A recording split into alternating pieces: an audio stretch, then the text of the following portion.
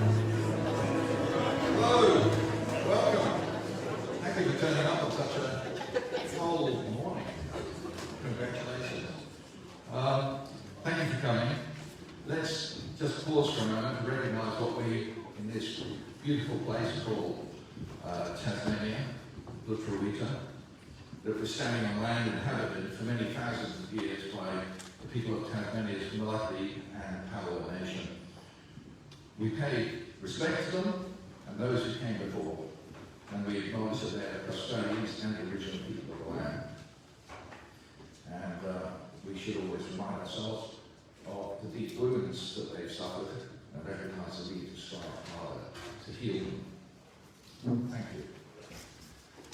My name is Peter George. I'm President of Neighbours of Fish Farming and very pleased to welcome you because conversations about what we all want for our waterways and our coastlines now and in the future are crucial. In our valley, we have now reached a pivotal moment with human aquaculture likely to wind up in the hands of a multinational that's become a byword for corruption, environmental pillage and animal abuse. That's JBS, the Brazilian butchers, controlled by two brothers who were jailed for bribing nearly 2,000 legislators. JBS stands accused by US senators, senior US senators, of being a threat to US national interests. So, God help Tasmania. And Minister Guy Barnett had the hide this week to call us up here the dark forces. Tasmania, another multinational, and now JBS are a clear and present danger to our waterways and marine life. They intend to double in size and thus double their threat to our waterways in just 9 years. Anyone who raises alarm bells, as we've discovered, is accused of being out to destroy jobs. Well, that is just fear-mongering by greedy executives and by boards of companies that have grown fat and complacent from having their way with the politicians too long. So I hope we'll convince you today that as a community we can stand up for our waterways, that Tasmania is treasure, and that we can and we will stop big salmon in its tracks. So let's welcome our guests. There's Richard Flanagan, whose searing expose Toxic has resounded literally around the world.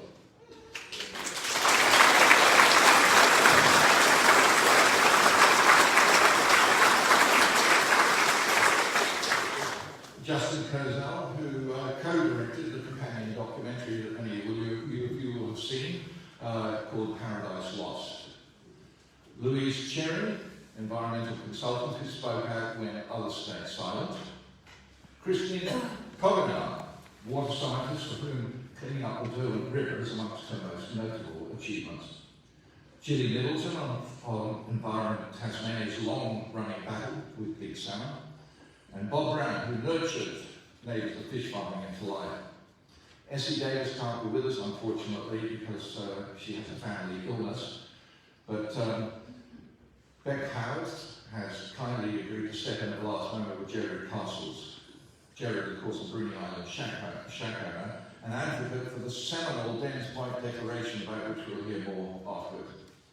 So let's set the scene first with Justin, who dedicated months of his life, along with Connor Castles Lynch, who's unfortunately unwell today.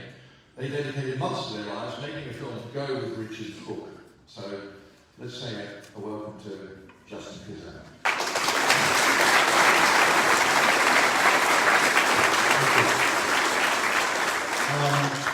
Connor apologises for not being here. It was just Connor and myself that have made this film, Paradise Lost. And, it started off as an exploration as to kind of what was going on in the waters around here, and it turned into a horror film for us. It really did, where the sets became this area and the actors were you.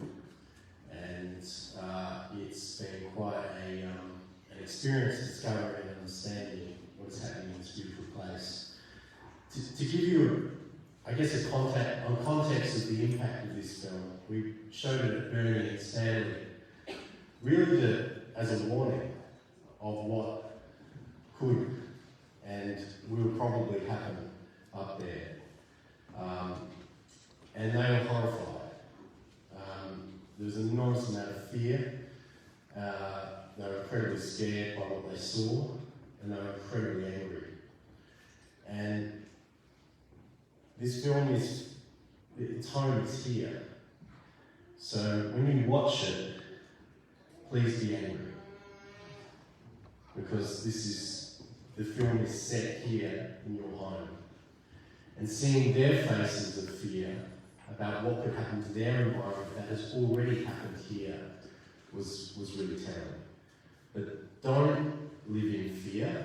Do not be scared anymore. Use your anger to really try to change what is going on here. Thank you so much for coming out, and it's really important to see you in these numbers. And I'll now present Paradise Lost. It can also be seen on YouTube. This is just a snippet of it, and yeah, we're very proud of it, and we're very pleased to be able to present a lot of people that live in this area and the landscape that is around this area in this film. Okay, thank you.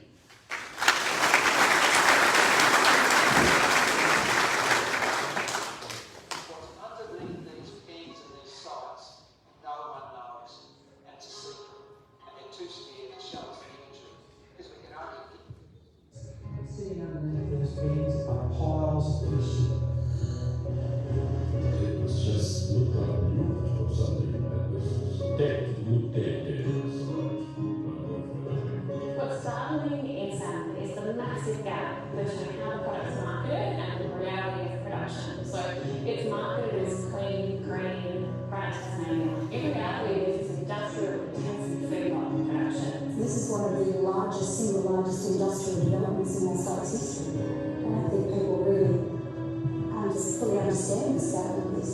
It's huge. After a couple of years, people started looking around and saying, geez, we're getting invaded. And there was just this rapid expansion. Dozens and dozens of these. Yes, it does create economic activity. Yes, the government does get taxes from it. But it can't be at the cost of everything else. And this is moved from being just a quiet, tranquil, peaceful part of the world to being an industrial site. We didn't ask for it. We weren't asked if it was okay with us. It's just been done despite the local community. And now we're stuck with it. Yeah, before the farms came, I wasn't. I love the old me, and I haven't seen the old me in many, many years. So I used to be a really happy, bubbly person, and now I'm just a homebody that has so many health issues. Noise is an energy, and it hits you. If Agnestar was out there now, we wouldn't have this conversation. I can't have a conversation with that. Just reeling with this cat. There's physical feeling.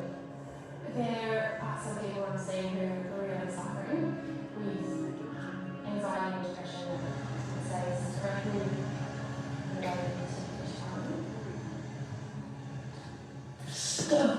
Stumped my life. And wrecked everything.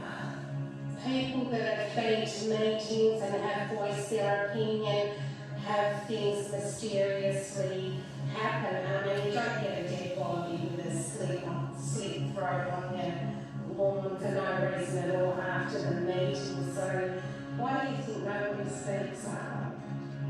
Since we've been speaking up and asking questions, we've had our ducks killed, had one slaughtered and skinned and put on a letterbox. Had threats of streaming up in a tree, run us out of town. We were close to suicide after wife itself.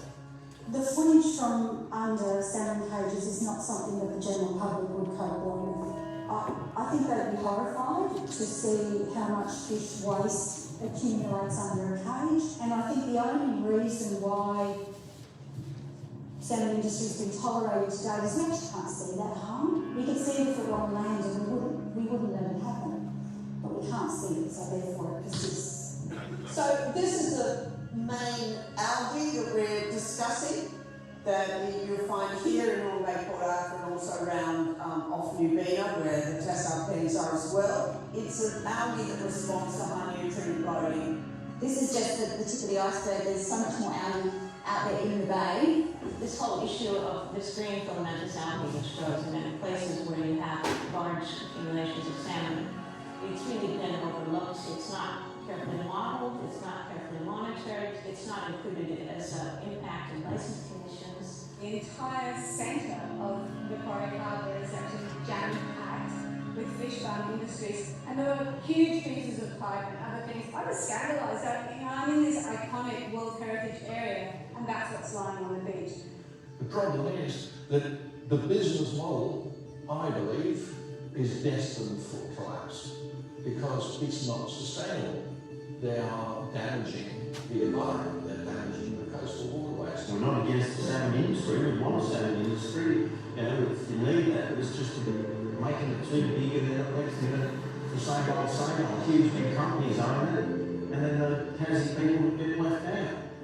99.4% of Tasmanians work outside of the salmon industry, and I think if you were just a normal punter reading the papers, you'd think that they were the largest industry that we have in Tasmania. Our role is to provide the Minister with the best possible advice.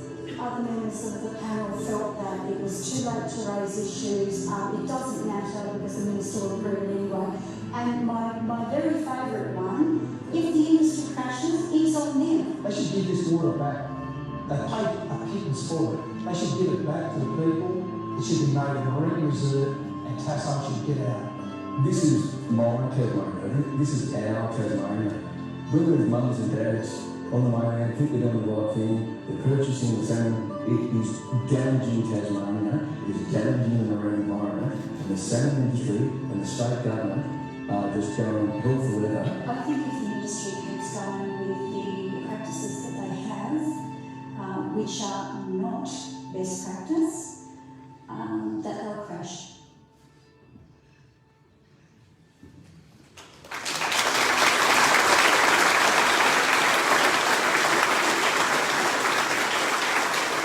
You can find the full documentary online.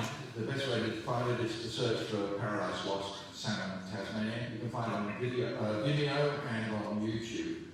It's worth a watch. For decades now, when someone needs to speak up for nature, for wildlife that hasn't a voice of its own, that can be destroyed by ignorance and greed, that someone might be one of the two Davids, David Attenborough from Britain or Canada's David Suzuki. But it's just as likely to be a Bob, a Tasmanian Bob. He's one who speaks out when so many of us fail to speak out, when it's easier to stay silent. Neighbours of Fish Farming was born from Bob Brown's restless energy and dedication. So without him, my life would be a lot quieter. Bob Brown. Thank you, Peter. Thank you, everybody. And congratulations, Justin, for that short insight into what it is that ails us average Tasmanians about the giant Cygnet, which hasn't just taken place, but which is about to unfold in a far greater measure, a tsunami of takeover of Tasmania's beautiful seas by this voracious and hopelessly greedy industry. And it's that what I'm here, it's that which I'm here to talk about today. First of all, not neighbours of fish farming. We had a long debate at our first meeting, a bit like the Judea People's Party as to whether it should be neighbours of fish farmers or neighbours of fish farming. The latter got the nod because it extended to the fish farming operations on land as well. And it's been slow and sure in growing, but today's town hall meeting here, packed with all you good people, is to impart the information that's grown rapidly over that period of time, along with our friends from Bruny Island, from the Coughanowr community group, who are surrounded by the impacts of fish farming. We have had access to new information which we're about to share with you. This information comes from the back rooms of this government, the government of Premier Peter Gutwein, and the industry, because they're so good at working to the detriment of the community for the fostering of their own interests. And what we have are 3 maps to show you. And the first of these maps is what the government said was going to be in 2017. That's the current Liberal government. And you'll see there that the red zones are for future fish farm expansion, and the blue zones are no-grow zones. No-go. It's safe, ladies and gentlemen, and you can rest if you're on the rest of the coast if you're near those blue zones, noting that some of the northwest coast, King Island and Flinders, is already in the red. Please keep your eye on Macquarie Harbour, where fish farming has been taking place, as we know, scandalously, for years. Keep your eye on Macquarie Harbour and the Coughanowr River, which are red on that map. Now we go to this year, 2021, and here's the next map of the secret grow and no-grow zones. Remember, red for where fish farming can be facilitated, the yellow maybe but unlikely, and the blue this time is the diminished no-go zones. You'll note here that Macquarie Harbour has suddenly gone white. And the question we have in store is, are they going to get out of Macquarie Harbour because it's such a marginal proposition for the profiteers in the food industry and the Coughanowr, saying, look, how good we are as they move to this takeover of state and Commonwealth waters under state Commonwealth agreement extending kilometres out into the seas. And you can see here that the southern part of the east coast of Tasmania is suddenly up for grabs. So, of course, is Storm Bay. Look at that little red spot down there near Matsaka Island. Have a look at the expansion along almost the whole of Bass Strait and moving up into the Bass Strait Islands, largely owned by Aboriginal Tasmanians. Were they consulted? I can say they weren't, straight off.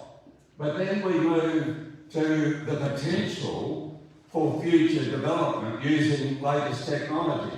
Now, ladies and gentlemen, here we see the red has almost taken over all the habitable places of Tasmania. It surrounds Flinders Island. It's right along the Bass Strait coast, the north coast of Tasmania. The target zones there for industrialised towns in the future servicing this industry include Bridport, beautiful little Stanley, 24/7 trucks, noise pollution, light pollution, and a complete change in the ambience, extending, of course, through Burnie, up into an extended area of the east coast of King Island, surrounding Flinders. But have a look to the south. We're going further out from Storm Bay. Bruny Island is completely surrounded, and the Matsaka Island, Louise Bay, for those of you who know the south coast, this magnificent part of Tasmania is suddenly up in the red zone for future fish farm extension. Coast your eyes a little further. It's inside Port Davey. Go a little further up the coast and you'll see Macquarie Harbour's been abandoned, but the whole of Ocean Beach is now up for future fish farm development. Let me just stop here and say what's in store. If you Google Norwegian latest fish farm technology, they are just trialling a fish farm for so-called offshore fish farms coming to Tasmania. They tout this is available worldwide, which is 110 metres in diameter. Now, I just stepped out the town hall here. It's 25 metres. These fish pens will be 110 metres, more than 4 times the length of this town hall, and 68 metres tall. That is as tall as any building in the Hobart CBD. just 5 metres short of West Point Casino, with a volume of 250,000 cubic metres. These are massive steel infrastructure, automated, almost job-free, fed automatically by signals offshore. And they're made in China and are now being shipped to Norway, but coming to a place near us under this plan, this secret plan, which I challenge Premier Dutton to respond to, as we just heard on the screen.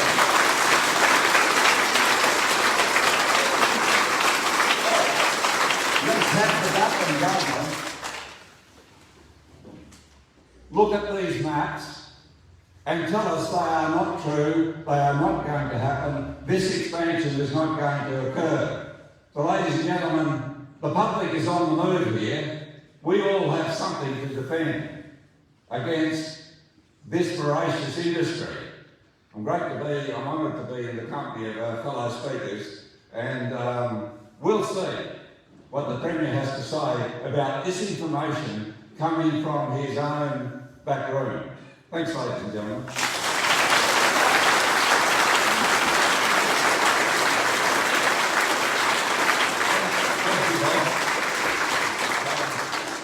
I hope this ruins your day.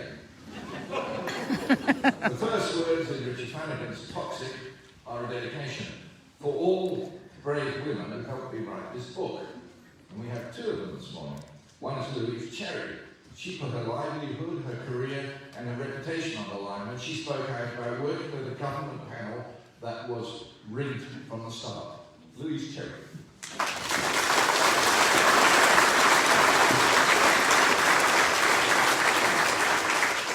Thank you. I'm not going to thank Peter though for making me follow Bob. That's appalling. Thank you to everybody that's turned up. So now you've seen these maps. Now that's where farming could happen. It's not where farming should happen though. And what we have in between what could happen and what will happen is the process, and that's what I'm here to talk to you about. So I was part of the government's advisory panel providing what was meant to be best practice advice to the Minister on where and how we should farm. I joined the panel. We were brought on to help with making better decision making with Professor Barbara Novak, an amazing scientist in her field of fish health. I joined that panel with a clear view of creating a sustainable industry, one where your jobs are there for 30 years in the industry, not 5 years and then everything crashes. One where our economic and environmental goals are compatible because we've appropriately balanced things. You know, I'm the ultimate pragmatist. We can do anything, right jobs, right places, done in the right way, and we can have a strong economy and the best possible environment in Tasmania. Well, I was wrong. That was my motivation. I thought I could make a difference from within the process, but this is a flawed process. It is stacked with belligerent sycophants, and I found out about myself that I'm not one of those. So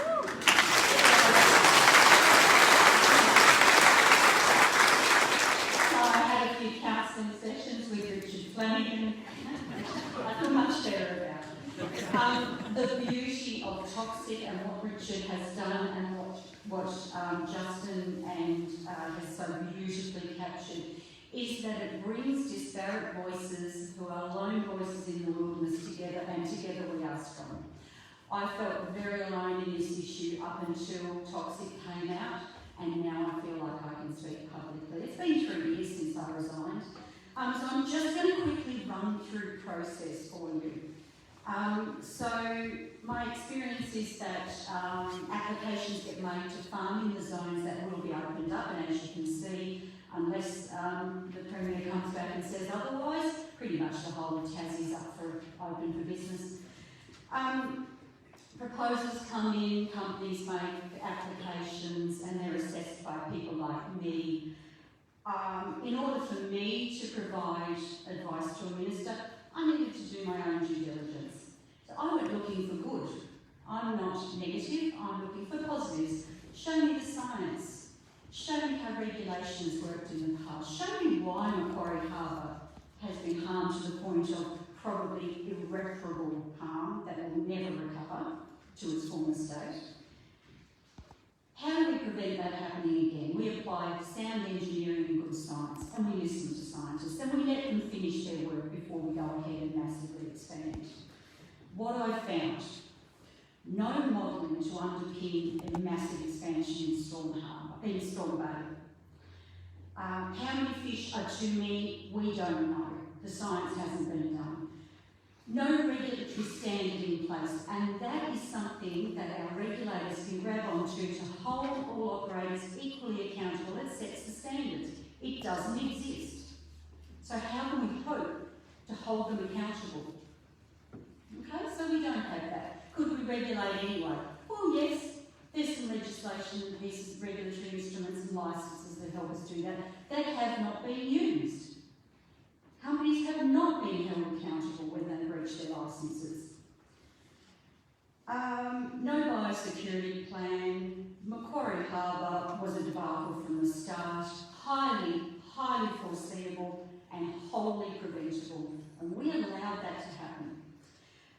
So we've got a failed history of regulation, no plans in place. Every plan I requested of industry, I did not receive.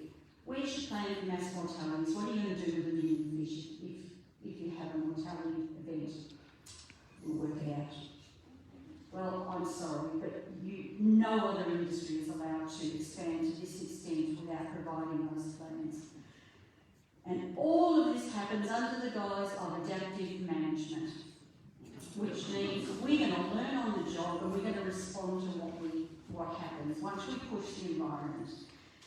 That failed. We have Macquarie Harbour, we have our own lived history of that failing. We can see examples from internationally of that failing. It is wrong, it is not a platform for growth, and I call bullshit on that.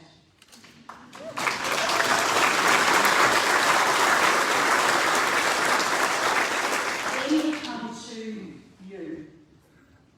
I sat through 3 days of public hearings, and if anybody in this room turned up to those public hearings at Storm Bay, and certainly McCarthy did, and you individually made a difference to the way I think about this issue, and I thank you for that. Those public hearings, I have to say, were a waste of those people's time. They did not make a difference to the advice that was being given to the Minister, and myself and Professor Novak reached a crossroads where we had to make a choice of either staying and being complicit in the crime or resigning, and we chose to resign.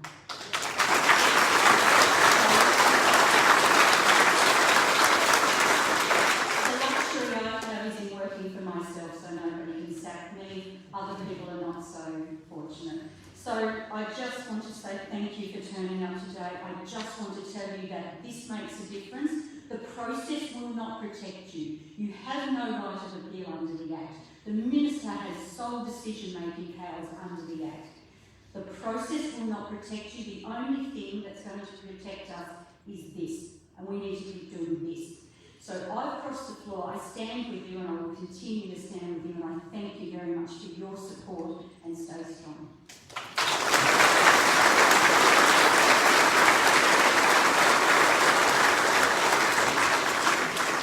Louise specialises in heavily polluting industries, and that's why they should have listened to her. I'm going to pause here to mention some people who were invited today but didn't bother to respond. Labour's local federal member, Julie Collins, totally ignored our invitation, as did the Huon Valley Mayor and most of her councillors. Peter Gutman had the courtesy to decline, but unless I'm very badly mistaken, there's not a member of his party or his cabinet here. We did get apologies from Peter Wish-Wilson, who's recently recovering from an operation, and Andrew Wilkie would certainly been here, but he had another commitment. I want to acknowledge that Greens MP Rosalie Woodruff is here today, along with Huon councillors Christine Campbell and Paul Gibson. And many thanks to you for coming, particularly for the volunteers. This is something done entirely by volunteers, entirely. So, without much shame, I'm going to ask volunteers to pass buckets around, and if you've got a couple of cents to spare, you might like to put it in the bucket. I assure you that anything you do contribute, and later on there is a, we can even take credit cards down the back. Later on, I can assure you that every single cent will be spent on this campaign. So now back to the brave women that Richard spoke of. Coughanowr, who led the incredibly successful Dermot Estuary project that cleaned up what was, heaven help us, notoriously one of the most polluted rivers on earth. She's rigorously independent, so she's not a member of our group or any other group. But the reason she's with us today is because she can see her work is threatened by Big Salmon's invasion of Storm Bay. Coughanowr.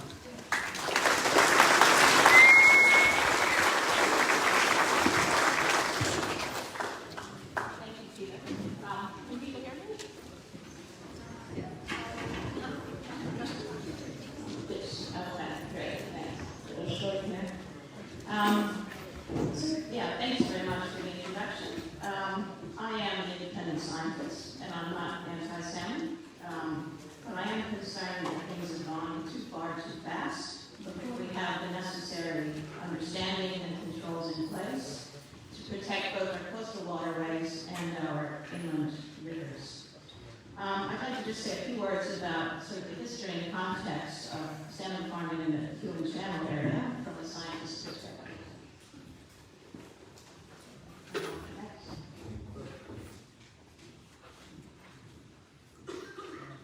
Sorry, I've got about half a dozen slides. Okay, so just starting with what's where. There's 28 salmon leases in the Coughanowr Channel region, over 300 pens. There is a nitrogen cap of 2,341 tons, which has been set by the EPA, and that translates to about 40,000 tons of salmon, which is about half of Tasmania's total production. There's a net flow of water from the channel to the north, turns the corner around north of Bruny Island. Some goes into the Dermot, some around into Storm Bay. And there's been a major shift in production and operations to the southern part of the region, starting in about 2016, with a lot of the grow out now occurring in the lower area and a small grow out in the northern area. Next slide. Just a quick history, I'm sure many of you are familiar with this, but just a reminder, salmon farming commenced in about 1980s as a small-scale niche industry, and has grown by more than 10 times since about 1994. In the mid-2000s, there was quite a high use of anti-fouling paint on the nets to prevent fouling. Over 200,000 liters per year were applied, and also high use of antibiotics, about 6.5 tons per year in those times. Around 2015, food and aquaculture somewhat famously exceeded their nitrogen cap by 40%, and at that time were required to do a study in consequence. Since the last five years or so, there have been significant jellyfish blooms, salmon disease, and some major escapes of salmon in the region. And I think many people might not realize that in 2019, the marine farm development plans for the channel and the Coughanowr were combined into a single region, as well as the cap. So that gives the companies much more flexibility on where they can put those fish. At that time, it was deemed to be a minor variation in those leases, but it really was a time when there should have been full community consultation. Next slide, please. So I think building on some of the things that Bob said around pen size, salmon pens 101, size really does matter. Traditionally, there have been large pens, 120 meter diameter pens used for salmon production. Those have now, to many areas, been switched over to 168 meter diameter pens, and in offshore areas, 240 to fortress pens. I think the point here is as you increase pen size, you double or triple the volume that you can accommodate and the tonnage of fish. So, for example, a 168 meter pen at 25 kilograms per cubic meter, which is the allowable stocking rate for the Channel Coughanowr area. A single pen can hold over 100,000 fish and discharge the equivalent nitrogen pollution of more than 15,000 people. The population of the Coughanowr Channel region is about 35,000 people. So that's considering there's 300 pens, many of those are 168s. That gives you some idea of the scale. Next slide. Just a bit of comparison, and this is what really brought this to my attention when I was reviewing the Storm Bay expansion plan.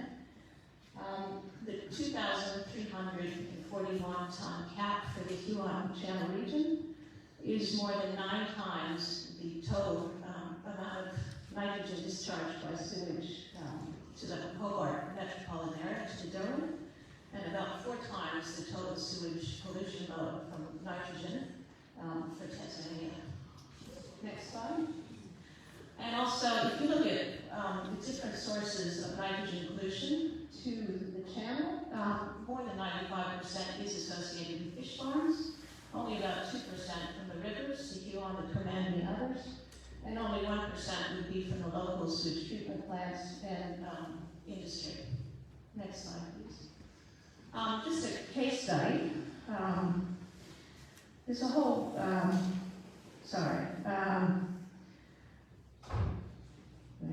just an example of how a small number of leases has the capacity to produce a really large amount of nitrogen pollution.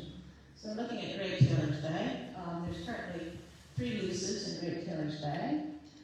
These contain more than 70 cages, and those were, in the last few years, have been transferred from 120 meters to 168 meter diameter cages, which would effectively double or triple the capacity of those cages to hold fish. That's more than 5 million fish that go in those 70 cages. And the nitrogen pollution from that, again, would be 3 times that of the Hobart metropolitan area sewage discharge. And interesting also to look at the value of that production. Assuming quite a modest 13 kilograms per $13 per kilogram heads off gutted fish. Those 70 cages could potentially hold over $200 million worth of salmon. In return, the fees charged by the EPA and the government for those 3 leases is about $60,000. So less than 1%. Shame. Less than 1% of, well under 1% of the value of production. Next slide, please. So I think you'll hear a fair bit around key issues. These include environmental issues around organic and nutrient pollution, use of algae, damage to seagrass and reef habitats, invasive sea stars, and so on. There's also issues around animal welfare, the salmon mortalities themselves, harm to seals, seabirds, dolphins, and whales. Communities, we'll hear a fair bit about that as well today, in terms of noise, lights, visuals, and marine debris. But all of this is in a context of climate change. This is one of the most rapidly warming parts of the ocean, and that significantly reduces the ability of systems to cope with additional pollution, as well as the fish themselves in a warming environment. Last slide, please. So I guess, in summary, I definitely support a moratorium on current production and further growth until we do have genuine community consultation. That certainly should happen when the 2 marine farm development plans were combined in 2019. We do need robust science monitoring, and there's some excellent science has been undertaken and is being undertaken by IMS and CSIRO. But the science is still trying to catch up with the expansion plans, and a lot of that has not yet been included in the license conditions or the monitoring in the channel. If you're interested in more information on science, the Tasmanian Independent Science Council is having a forum on Monday night, an online forum, and certainly encourage people to sign up if they'd like more information about that. guess in summary, strongly support the moratorium and the need to move away from sheltered waterways onto land, or in some cases perhaps well offshore. I think the discussion about a no net increase in farming area is a real furphy. We have plenty of existing lease areas to stop up our environment, and those no net increase can be easily manipulated, for example, by upscaling to a larger cage size, or by, for example, moving leases out of areas such as Victoria Harbour, which have already been damaged, into new areas, which could be considered really a form of ecological strip mining, if you like. So with that, a bit of a science overview. Thank you for your attention.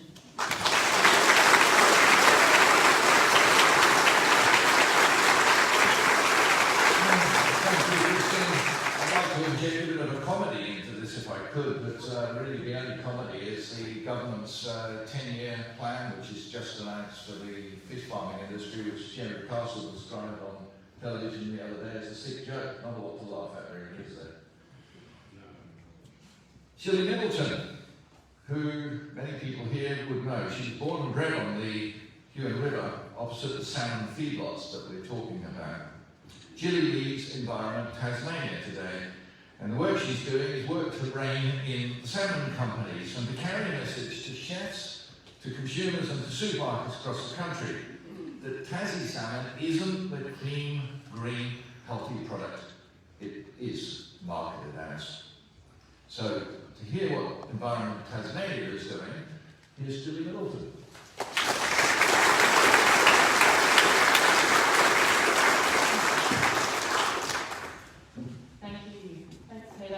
And thanks for hosting this meeting, NOFF. And thank you, the professionals who've just given us this information today. I feel like I might need to meet you outside afterwards for a bit of a collective scream. Don't know about you, but we value this information. So as Peter said, I grew up in the area. I was born around the same time as the first salmon pens crept into the Coughanowr River. And so I've had this front row seat to seeing the industry proliferate and to seeing the life drain out of the river. As a kid, we went out on a tinny, and the species that I remember, the fiddleback stingrays, the heart urchins, the seagrass meadows, and the little penguins, which I saw as a child. I haven't seen them for a long time. Now, when I first got involved in Environment Tasmania, I found out that there was never an adequate baseline study done in the Coughanowr River before the salmon industry was established. Now this crushed me. It makes me wild, and that's why I'm here. So Environment Tasmania's work, we've been campaigning on salmon for 9 years, and over that time we've had a few little wins. We've seen a cap on the biomass in Macquarie Harbour. We halved the size of the Oakhampton Bay expansion. We ended the inhumane relocation of the seals up north, and we lobbied WWF to drop their endorsement of Tassal salmon. But as you know, in Tasmania, the politics are sticky and they haven't moved much. The salmon industry has doubled down on their dirty and secretive practices. So our current project is on a markets campaign. We're speaking directly to the customers of salmon across the mainland. We're having hundreds of thousands of conversations with the mums and dads who buy salmon a couple of times a week and think it's a clean, green superfood. We've had over 3 million people seek out the information on our website, which is targeted at those customers. They're shocked to find out about the drop in omega-3s, the unnatural diet, the flesh colouring, and the damage to the Tasmanian environment. It is big news to them. So the mainland is where the salmon is sold, and the mainland really cares about what's happening here. They also care about what they're putting on their dinner plate. The other area in which we work is to keep the industry and the regulators accountable by uncovering their dirty practices and their failures of regulation. And just as an example of that, last year we had And I feel that's where you can come in, and that's where the other neighbours of fish farming can step up and do some work in this space. We had some Cygnet locals let us know that dead seals were washing up on the beaches of the Huon. We went and investigated, and we put a call out on Facebook, and we heard more stories. 200 seal crackers going off over a single weekend. The resident took notes. Because of this excellent information, we could ask the right questions, and we got a successful RTI and the right information document back in April of this year. That RTI documented not just breaches of the Animal Welfare Act, it showed the cruel and the violent damage that's been done to the seals in Tasmania at a direct hand to the salmon industry.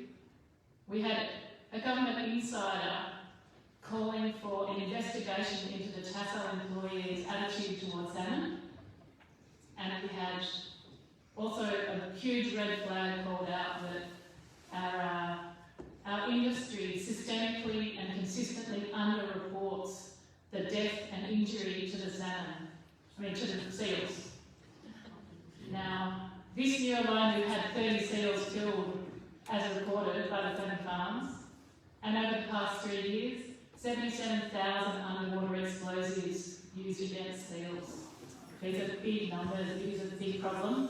The seal management framework has failed. So I would love your help, you and your neighbours, the people who live near fish farms.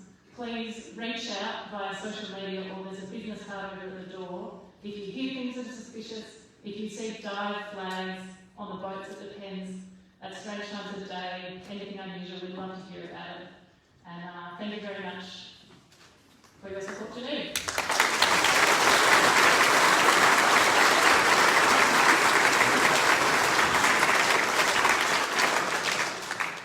Thank you, Julie. She does great work, and you should certainly support ET's work by going to their website and following their instructions. It's pretty simple. Many Tasmanians have tried over many years to make their concerns heard about Tasso, tuna and beyond agriculture. And industry ignored them, regulators ignored them, governments ignored them. Well, that changed on April the 27th. Suddenly, we found we had a voice. And it's a day that resonated globally, because wherever big salmon exists, in Chile, Canada, Iceland, the US, Scotland, New Zealand, people have told me and will say, take the word toxic out of the title, toxic, the rotting underbelly of the Tasmanian salmon industry, and Richard Flanagan's book tells their story too. So we can't be ignored any longer, and the power of big salmon no longer holds us in its thrall. It can no longer bully us. And for that, thank you, Richard Flanagan.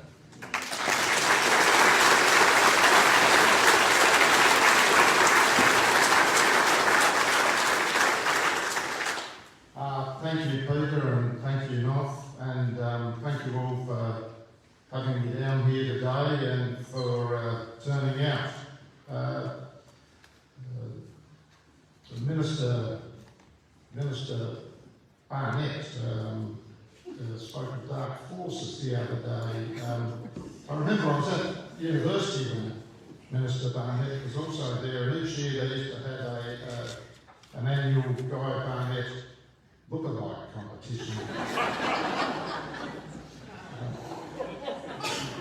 The first year, the award was given to a goat.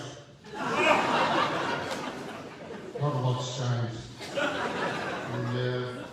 But if he wants to know what the dark forces are composed of, look at this hall. Look at this packed hall. And the dark forces look like Tasmania.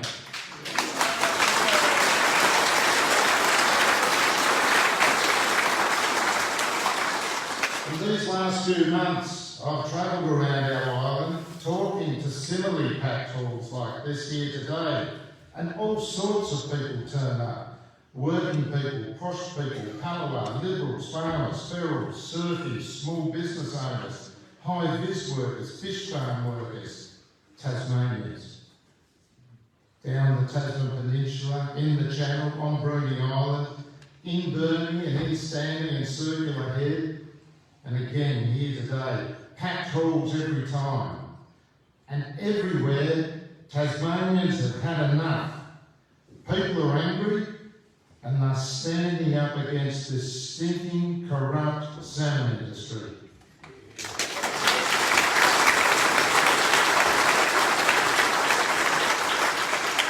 And it's because people like you are turning up that the salmon industry now finds its social licence dead, its sales plummeting, consumer confidence collapsing, and it is beset by scandal nationally week after week. And I can reassure the salmon company representatives here today of one thing: there's worse coming for you. So much worse.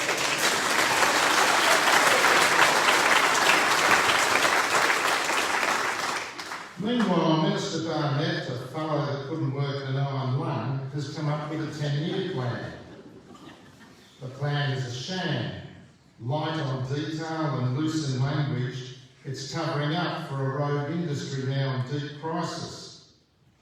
The con job of the plan is little more than a lazy recycling of window dressing reforms announced by the government after the Macquarie Harbour catastrophe in 2016 and 2017. Back then, the EPA was declared independent. Remember that? New rules and regulations announced, promises of transparency and accountability made, and we were told the industry was going into deeper water. And what did we get? We got a sea grab. We got a near doubling of the industry. We got accelerating destruction here in the Huon and in the Channel. We got Oakhampton Bay, we got Storm Bay, we got an EPA that enabled and ran protection for the salmon industry's ongoing disasters and cock-ups. We got corruption of governance as evidenced by the Storm Bay decision, as we've heard from Louise. We got unaccountable practices, pollution and destruction, with everything from the nearly extinct red handfish being threatened to seals, as Julia's spoken about, being routinely bombed. Over 39,000 seal bombs in 2016 alone. And we've got the Channel and the Lower Huon collapsing as marine ecosystems in consequence. Well, if that's global best practice, Iron Lung Barnett is Beyonce. Now under Iron Lung's 10-year plan, the EPA has been declared independent again, which is strange given it was already independent. The industry is going into deeper water again, which is equally strange for the same reason. We're getting new rules and regulations again. The industry is being touted as world's best practice again, even though it had to change to become even better best world practice, and so on. You get the picture, and it is as full of shit as a salmon pen. So does Iron Lung Barnett think Tasmanians are that stupid? Well, yes, he does. The 12-month moratorium on new leases is a pathetic attempt to extinguish the flames of rage across the island before the federal election to give the Liberal Party the best chance in Baden, Brass and Lions. And again, exactly as it was in 2016-17, it's just camouflage for further expansion. The promise of no increase in the net leasable area of weasel words, leaving a hole the size of Bass Strait and the East Coast, and the salmon industry will fill that hole with their salmon pens. At the end of the 12-month moratorium, as Bob Brown has shown, those secret maps, which come from the most highly placed source, will become public. The sea grabs start, and this filthy industry begin destroying even more of Tasmania. At the same time, there is no mention of getting out the shallow water leases here in the Huon and the Channel. Areas the Norwegian experts who set up the industry here warned the government 36 years ago. 36 years ago. Not to farm as it would result in environmental disaster. There is no mention of the pollution and contamination of Hobart and Huon's drinking water by the excessive filth pouring out of the salmon hatcheries. Doubling the value of the salmon industry, as Premier Gutman has confirmed in the paper today, is still the real plan, and that ultimately means more salmon, more expansion, and more destruction. So nothing changes with this plan except for the worse. Other promises like going land-based is no more than further growth of the hatcheries, as even Tasmanian CEO Mark Ryan admitted on Thursday. So the 10-year plan is a guarantee only of further community anger and further destabilisation of the industry. The industry and the government will only embrace real change when their mainland market collapses. And inevitably, that will now happen because people like you won't stop turning up. You won't stop speaking up because it's different now, because we have found our voice. I speak as someone who tried with their community to work with a salmon company for over 15 years to make small improvements in a salmon farm opposite us. And what I learnt is what every other community who has dealt with these monsters has learnt. That you cannot trust a word the salmon companies tell you. That they lie to you.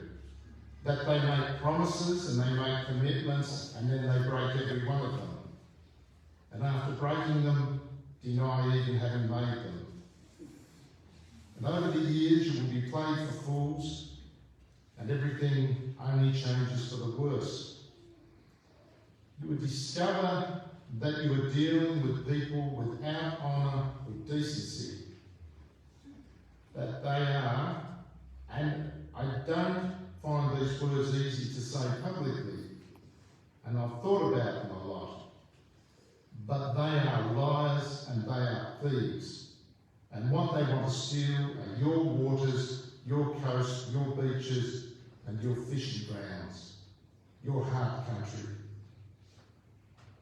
They are bullies, and they are thugs.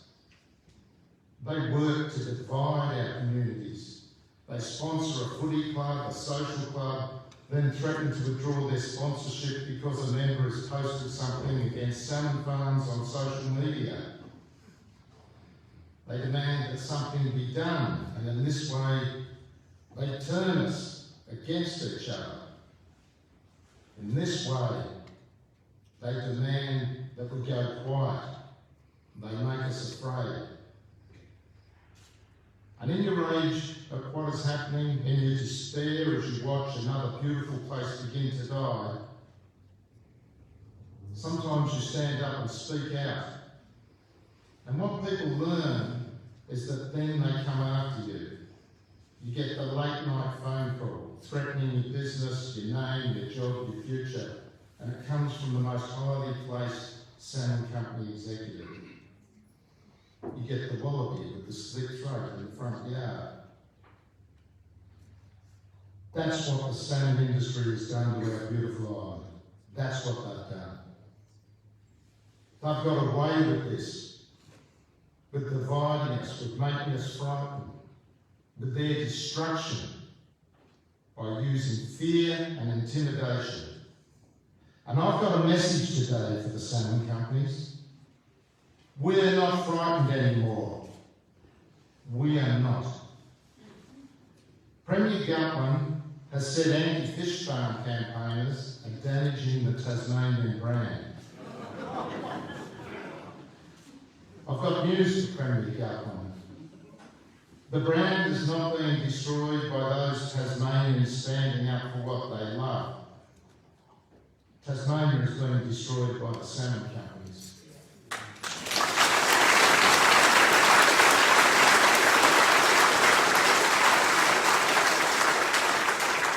And here's another bit of news for Mr. Gutman. Tasmania is not a brand. Tasmania is our home. Our home.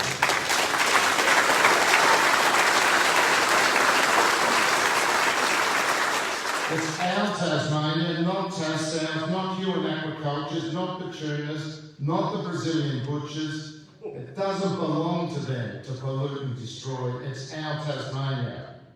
And when we see it being destroyed by greed, aided and abetted by politicians, we will stand up and we will fight. Because whatever our politics, whatever our background, we will not allow what we love to be destroyed, because we know we are destroyed with it. So you are right to stand up for your home. You are right to stand up for your shack. You are right to stand up for where you fish or swim or surf.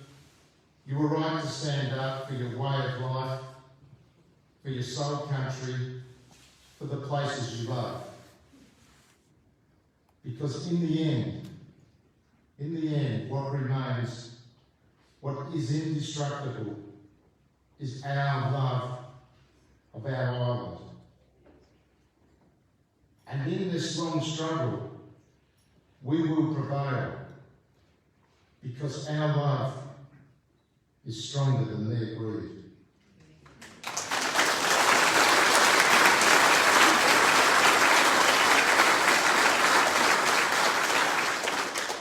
We will not be defeated. We will not. We will stand and we will fight. And I promise you, we shall win.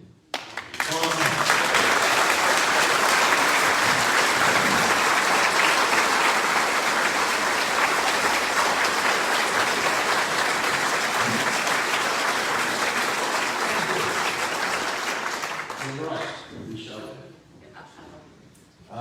I'd like to say a few words about neighbours of fish farming. Firstly, that I'm very sorry to hear that Peter Gutman was disheartened by neighbours of fish farming's new billboard campaign. Apologies too for distracting Labour from the bloody business of stabbing knives in each other's backs, only to discover there's a crisis in the industry. As Labour's Jamie Finlay says, what we're now seeing is an industry mired with controversy. Well, blow me down.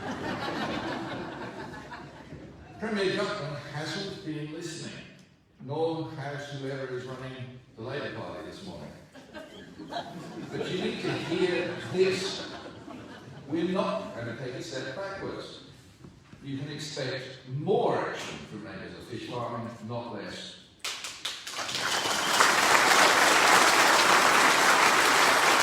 Our billboard campaign is far from over, and our campaigns will be rolled out when and where we choose. Campaigns that will be taken up by groups all around the state and all around the nation as they are being done. Neighbours of fish farming and its allies statewide have been sounding the alert for decades, but we have been a well-mannered mob, a community-based group, very well-mannered, very genteel. We have penned courteous letters about marine debris, and that is a true scourge on our marine areas, a true scourge that should be reported every time, whenever you see it. We've been making nice little complaints and asking people to change, asking the companies to reduce their noise, to reduce their light in tranquil coastal areas that were once tranquil and coastal. And we've mentioned the slime and the smell that invades our beaches. At salmon forums, we've been told there's nothing to see here. Well, we have swallowed a lot of lies over the years in what Big Salmon calls, with some irony I suspect, community engagement. In short, we've been taken for fools. And how do we feel about that? Well, I think we're mad as hell. And I don't think we should take it anymore. And if the politicians of Big Salmon did not see this coming, they were bigger fools than we were for ever believing their crap. So folks, should we apologise for this? Our first foray on to the Big Island, our first big national campaign. Well, not bloody likely. Eating salmon is killing Tasmania. And Neighbours of Fish Farm is evolving. We're no longer a modest little community group holding out a begging bowl to beat salmon, hoping to be heard. And who's responsible for it? Big salmon, arrogant salmon, shameless salmon, for hiding behind the lie of a sustainable industry with sustainable jobs for Tasmanians to be proud of. Well, Richard's book, Toxic, killed that lie, stone dead. Unless change comes quickly, collapse is inevitable. Then, executives will walk away with their bonuses. Shareholders will count their profits. Multinationals will move on to greener pastures and greener seas. Workers will be sacked with short notice and minimal payouts, and contractors will be dishonoured. And then the impossible job of cleaning up in their wake will be left to us and to public coffers. So we got the answer. We're in campaign mode, and we are determined that we can stop the catastrophe. Beyond the Billboard campaign, I'll give you a quick run through the other things we're doing. We're now a founder member of Global Salmon Resistance, a 60-member international alliance in nearly every country on Earth where the curse of salmon feedlots is found. What does that give us? It gives us incredible resources, scientific knowledge, access to research papers, media libraries, and international campaign support. It means that our little island, here on the edge of the Great Southern Ocean, is no longer alone. The world is with us. And when big salmon and government leak out the world's best practice, we can call bullshit and prove that there is no such thing. We're also part of an evolving network of Tasmanian communities gearing up to confront big salmon head-on as a founder member of the Tasmanian Alliance for Marine Protection, with its knowledge and expertise in just about every aspect of the Tasmanian industry. Sheena Neal, specialist in dairy, she can tell you everything you need to know about dairy and what you should do about it, and others. Ben Howard's down there, who's been a valued colleague. So, increasingly, we are also being contacted by workers in government and the industry, discussing what they know about the industry and what is hidden from all of us. That's where we learned about the seaground that's been planned behind closed doors. I'd like to share some other campaigns with you, but big industry would like me to do that as well. But I want to be clear, while we're extending our campaign Australia-wide, this is still our community, the Coughanowr Valley. And we still urge you to let us know, let Neighbours of Fish Farm know, whenever big salmon is out of order, to report anything that offends you, anything suspicious, unusual activity that may mean fish kills or cruelty to wildlife that the industry doesn't want us to know about, anything that damages our waterways or our marine life. Watch this video.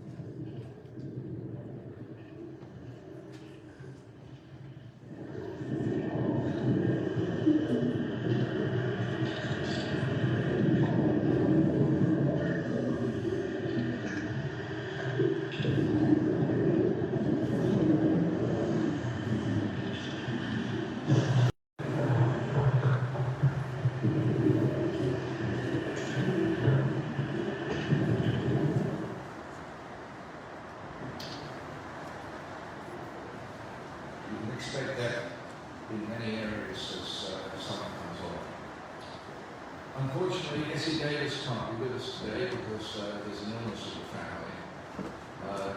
She and Gerard Parsons are two of the driving forces behind the Coughanowr Community Association. If you've not heard of it, I can't blame you.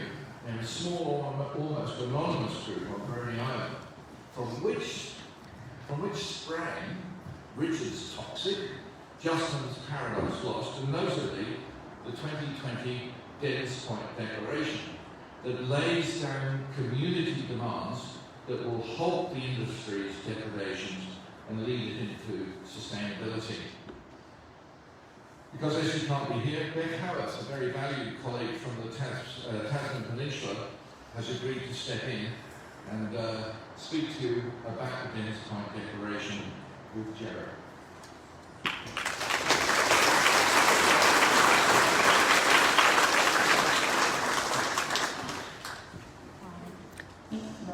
Hello. Well, look at you, so many people here.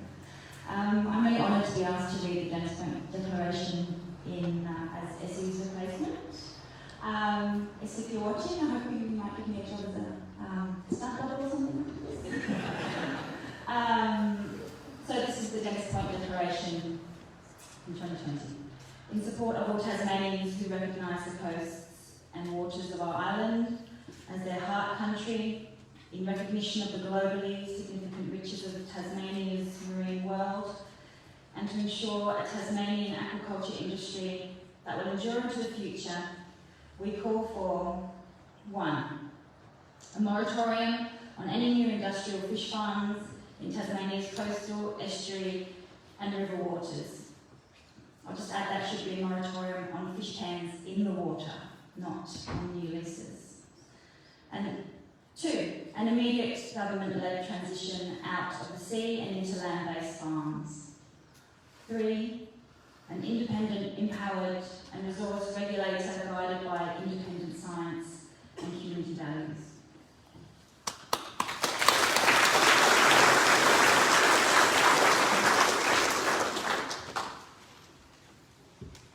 Friends, and you truly are friends. It's quite a few years ago now. I first stood in this hall on a cold winter's night. I'm fairly sure it was raining. And there was a bedraggled group of people here. And they were trying to decide what to do about fish farms. I came from Coughanowr bearing bad news about what it had meant for us. And I had one word for you, and I repeat it today: fight. I really do wish I wasn't here today. We shouldn't have to fight to protect what our government should protect on our behalf for all Tasmanians, for all time. But we are here because of the horror the salmon industry is bringing to our waterways and our communities. Today is a call to arms, for fight we will and fight we must to turn back this horror. For if not us, then who? And if not now, then when?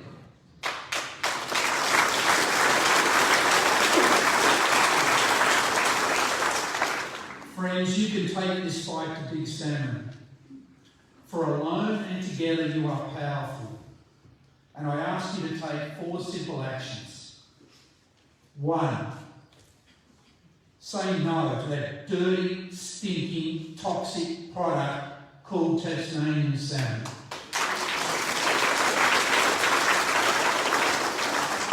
Essie wrote these words to me this morning and I'll read them out. If there is one thing you can do, it is to not eat salmon.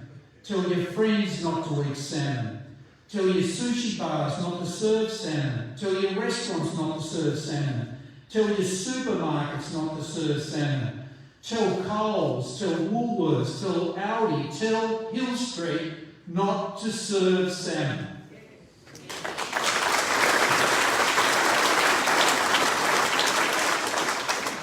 Two, and you should take great heart in these people today, because what we've learned is that the second big thing you can do is speak up.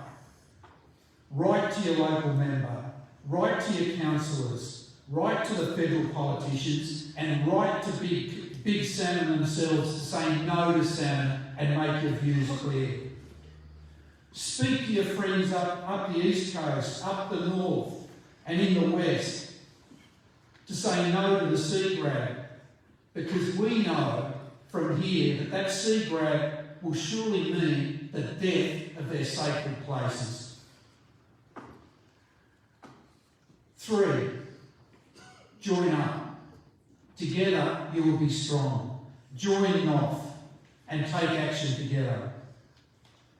And finally, I want you to join us all in this. I call on you to say yes. I call on you to say yes to the Dens Point Declaration. This simple statement contains the specifications of an industry which would be sustainable and of which we could all be proud. Out the front you'll find a great big long banner where you can put your handprint on the Dens Point Declaration. It's travelling around communities. I'd encourage you all to do it. You can go online at change.org. If you go online to change.org and type in toxic Tasmanian salmon, you'll find the Dens Point Declaration. You can sign it. 20,000 mainlanders have signed it in the last 2 weeks.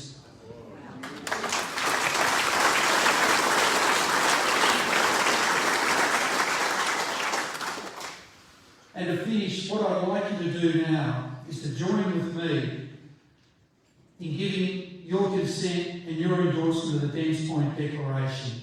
In a moment, I'll call on you to raise your hand if you agree with it, and we'll give a loud aye of assent. Those in favour of the Dens Point Declaration, say aye. Aye. I think that's carried, Peter. Thank you very much.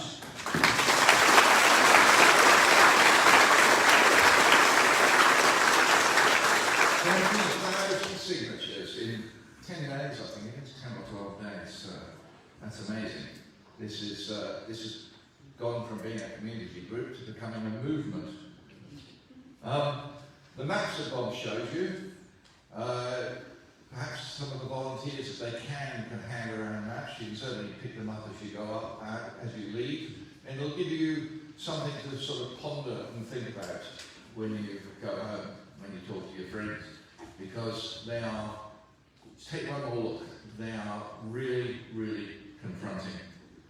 So thank you for coming, thank you for the volunteers, for everybody who's set up the hall, particularly to Susie Managan, who's just always there for us.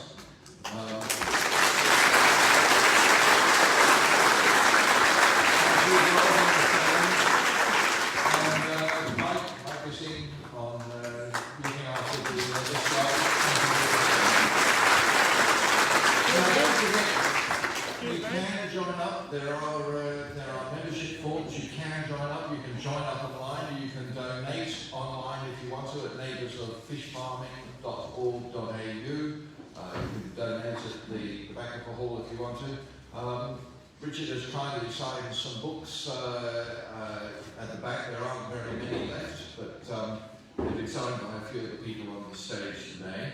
And just remember, if you want to get in touch, and if you want to help, if you want to do something, if you don't know what to do, just get in touch. And if you're a member of the industry, we are not the enemy, we welcome you. Our treasurer's down the back of the hall. He's ready, he's got his fingers on some EFTPOS machines and so on. So if you think the campaign is worthwhile, donate what you can. Nobody expects much, but do what you can. And whatever else you do, as Jared says, speak up and stand up against the salmon companies, because we have taken their power away, we have taken power back.